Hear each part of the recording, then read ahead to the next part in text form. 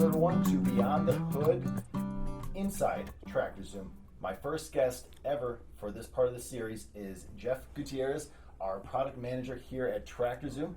Jeff, Yes, sir. Thanks for coming on. Absolutely. Glad to be the first. Good. Well, hey, you and I have worked together now for what, like 4 years? How long have you been here at Tractor Zoom? Five, maybe smokes. 5.5. Yeah. World. Yes. Yeah. So it's been college degree and then some. So yeah. Oh, wow. That's a way to look at it. Yep. So you're a product manager here at Tractor Zoom. Yeah. What is that? So a product manager is mostly responsible for kind of determining what we build as a team.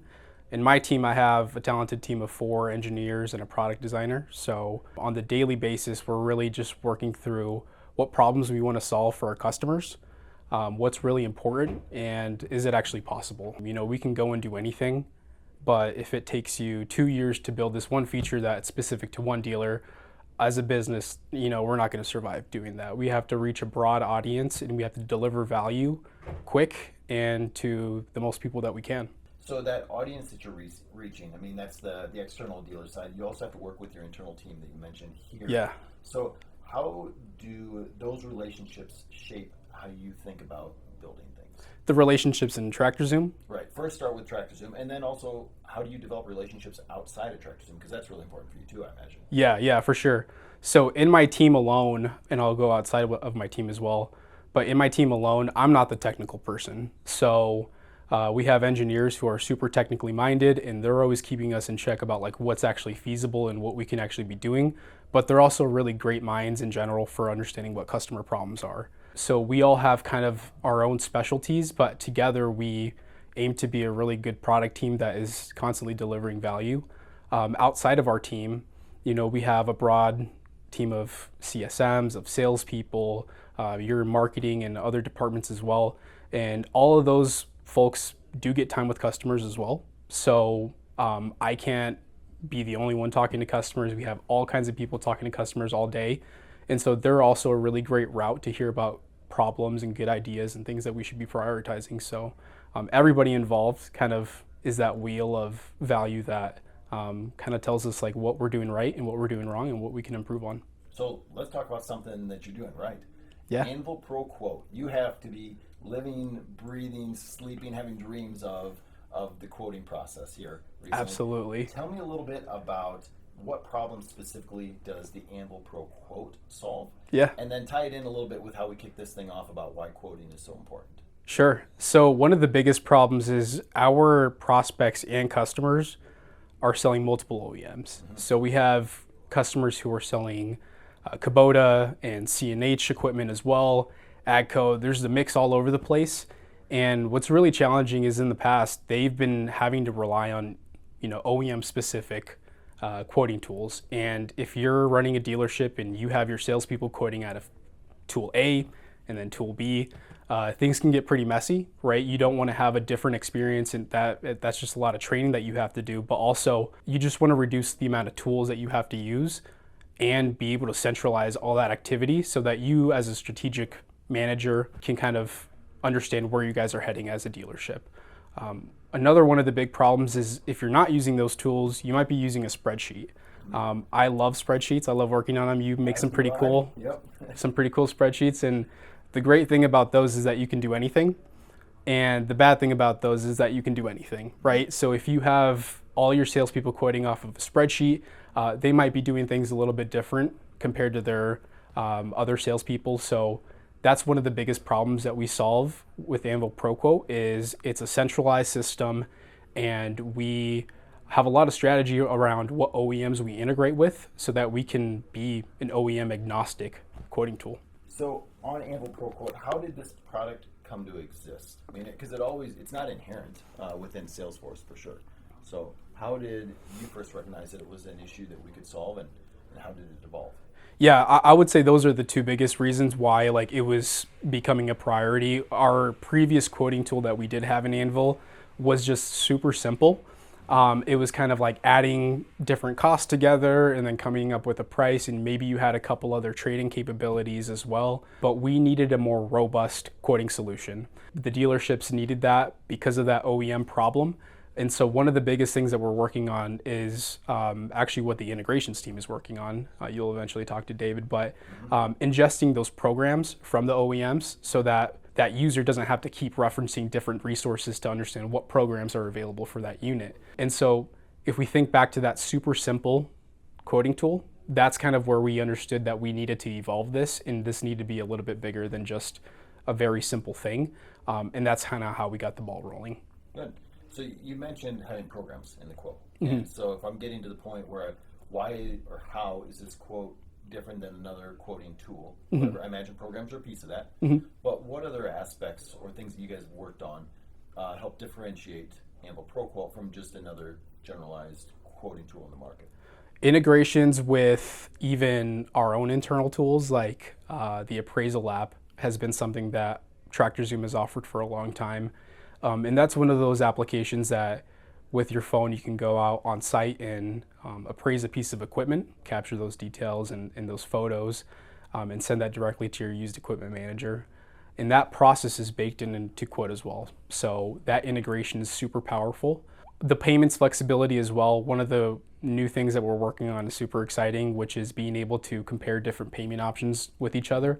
That seems pretty simple, but if you're a dealer, you know that depending on the programs that I have, my customer might be interested in standard financing. Those usually come along with a very heavy discount versus something like a promotional financing that don't come with a discount. And so being able to compare those costs and pricing side by side is something I'm really looking forward to. It's one of those features that are super powerful and that a lot of dealerships have been asking about, like, how do I accomplish this? And so we've been really working at that as well. Nice. And I know, at least from the farmer conversations that I've been having this year, the term "if it pencils out" comes out so often in terms of their payments. So I know that financing aspect, that monthly payment or the yearly payment, is so crucial for them in terms of cash flow right now. Yeah. That's got to be an important part. Yeah, for sure. I like to say that you can have anything, but you can't have everything. Some customers care about a low payment. Some customers care about what does the total payments over the course of the loan look like, or some customers really care about 0% financing, even if it doesn't really make sense when you look at the other numbers, but like that 0% makes them feel right. That's really what stands out for programs on my end, is all those different variables kind of work out to give your customer options about like what makes sense for their deal. And what the quote team has been working on is making sure that we can communicate that effectively and give them a workbench to be able to compare that. Okay.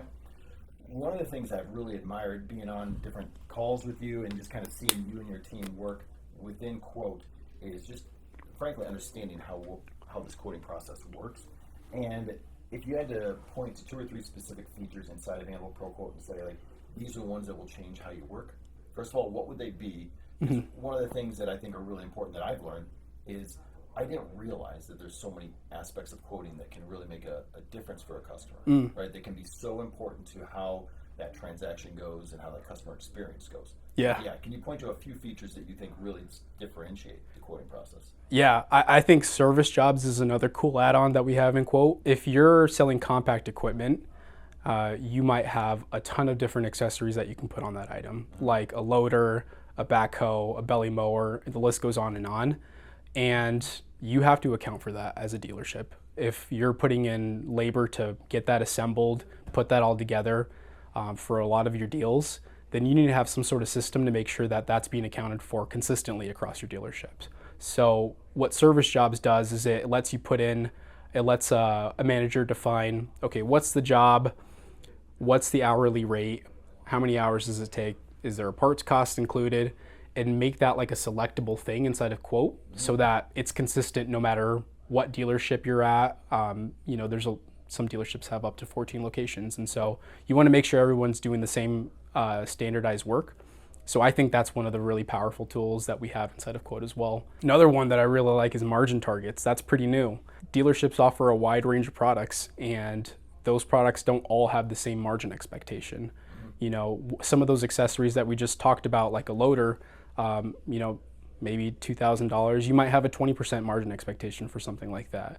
And that's very different from a row crop tractor. You might be down to I don't know, maybe like 5%, maybe lower. And so being able to specify what my categories are, what the profit expectation is inside of Quote is a really powerful communication tool when your salesperson is working on their quote. So they understand like what is the profit expectation. Right. And you as a manager can kind of look back and be like, okay, what's the performance been like? Do I need to lower that expectation? Is my win-loss ratio as good as it could be? So I think those two stand out to me. That margin expectation, I think, is a great example of give people the information where they need it, when they need it, right in the place that they need it. Absolutely. But okay, shifting gears a little bit. I know here at Traction we talk a lot about building alongside of our customer, and we always have. I mean, ever since you and I have been working together, it's been sometimes you have the customer on the call, literally working inside of the system, and then giving you real time feedback. Yeah. Now, I mean, we've stretched out our sprints a little bit longer now, and so we have a longer development period, a couple weeks, but that's still really close. We have a ton of great beta customers. Yeah. But can you give me an idea of what this actually looks like now when you are working with customers, when you're building out something that's so important to the business like Quote? Yeah. Listening to our customers is probably the most important thing. So we do spend a lot of time talking to our customers, even getting in front of them, sharing their screen and showing us like, hey, this is a really bad efficiency loss with this workflow, or we have this bug, or we really like this. That's really powerful. We spend a lot of time doing that. I think something that really surprised me about Anvil Pro was how correctly you have to get it before the entire dealership adopts it. As a product manager, we always strive to have some sort of MVP, which stands for minimal viable product. What's like the smallest bit of value that we can deliver that means a lot to the customer. And if we prove that out, we build more on top of that. Right. What I've noticed with Anvil Pro is it's a whole dealership system that salespeople, back of house, managers, everybody adopts. And that kind of script got a little bit flipped for me, because when you think about steering the ship in a whole different direction, you want to make sure that that system is going to work as great as it can day one. And so there was a lot of, even just for Anvil Pro Quote, there was a lot of refinement that I wasn't used to doing before we actually launched the product. I was so used to having more of a minimal viable product mentality, and we still have that, but there was just a different expectation when it comes to a whole system that your entire company is going to adopt. So that really kind of pushed the boundaries for our team, and we learned how to readjust with that expectation, but that's been a big thing for sure. Okay, so the next question I wanted to ask you then is a little tied in with that. I was going to ask you, big major changes like Quote or something versus smaller changes. Yeah. And how those differ when you're developing things, when you're releasing things. So obviously Quote is a major piece of a dealership's business.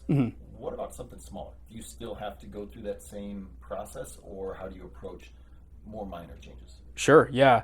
Minor changes, they're a little bit, sometimes they can feel a little bit petty when you have a really, really big project standing in front of you that you want to go and tackle. And so sometimes there's like this super small efficiency gain, or this button that should be in a better place, and those feel kind of petty. But if you think back to how many quotes a dealership's doing every month, we have some dealerships doing over 1,000 quotes a month. And so that little petty efficiency loss, that kind of seems not that big of a deal. When you multiply that over 1,000 times, like those things start to add up a lot. And so I think it's just having that into perspective, like those small changes, like where does this lead if we multiply that by the amount of times that they're quoting? That kind of reshifts how we look at that problem, and it helps us prioritize a little bit better as well. Your background is in design, right? Yeah. And so how does your background in design actually help you think through that process when you're thinking about maybe those, call them like maybe a petty change, but but something that might be one click instead of two? Yeah. Do you use your past experiences to help you? Yeah, for sure. There's so much that overlaps. As a product designer or UX designer, one of your biggest responsibilities is actually designing visually what the system looks like, but also like architecturally how it flows together. So it's a very important role. And we use feedback from our customers to come up with those solutions. And so as a product manager now, kind of have that background in mind, and you're always alert about like where is the efficiency loss at. One of the great lines is like, don't make me think when I'm using the system. And so when you see a customer struggling with how to use the system, you're always just attuned to that because you want to be able to make your software as simple as possible. And I think that's one of the things that I've been able to bring into the new role, is that mentality. But also, it's a challenge because you want to step out of the way and let your existing product designer do what they're great at. It's a good experience to draw on, but for sure, you got to be a little bit careful of getting too prescriptive about things. Yeah.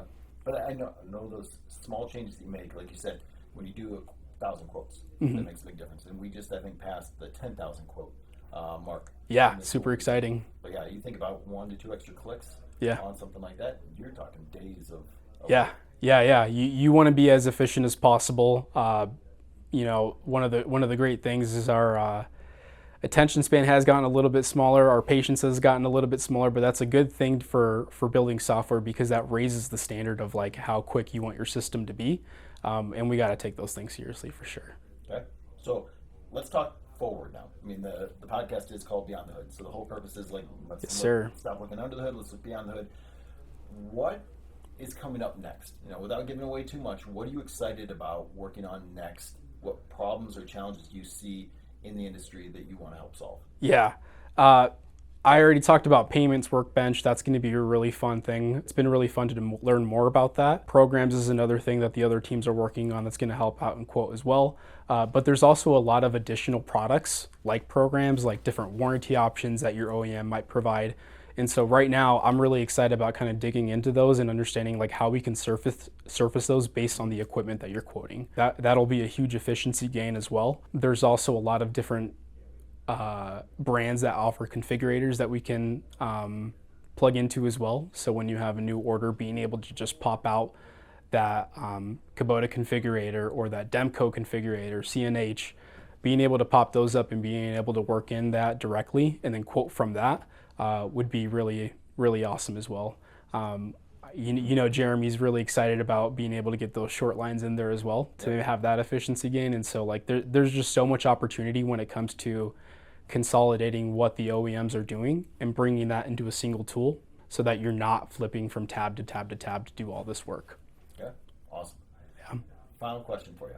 Yes, sir. Okay, so you've been here 5 years, and you've worked with a ton of different dealers. You've been able to observe how different dealerships work, best practices, all that kind of stuff. If you could give a piece of advice to a dealer who's trying to get more out of their software system, whether it is like an Anvil Pro or a DMS or any other kind of platform that they're using, what's that bit of advice? Yeah, what comes to mind is maybe some of the features that we have in Anvil Pro, but I think you can really look on our website to learn more about those. We're super confident in the value that we're delivering. If I could say one thing is just get a hold of one of our salespeople or your CSM if you're already using Anvil Pro. I think the people at TractorZoom are some of the best people to work with. And I think whenever Tyler, as an example, as a salesperson, Carter as well, whenever they get off a call and they have like this gap and they come over here and they're really passionate about wanting to solve this problem for this prospect customer, that's really exciting. The CSMs are super engaged about any more efficiency gains that they can have with their system, with their customers, and then our onboarding specialists as well. Like they're all super engaged and very passionate. So I think like the people at TractorZoom are really great to talk to, and I think being able to be in touch with them to learn more about what you're struggling with as a dealership, I think would be a really great step because, I mean, we take action and we deliver product, and I think that's like a really awesome thing to be a part of. But those people make it possible, so I would get a hold of one of them for sure. Fantastic. Okay, last one, and I purposely did not script this or tell you this is coming. But you're a cerebral guy. Best quote, favorite book, what is it? Ooh. Can I do favorite story? Yeah. Can you tell us about the time that you ate X amount of burritos and you lost in a food challenge? I did lose. I did not expect that to get flipped on me. Yeah, one bite short of 5 burritos.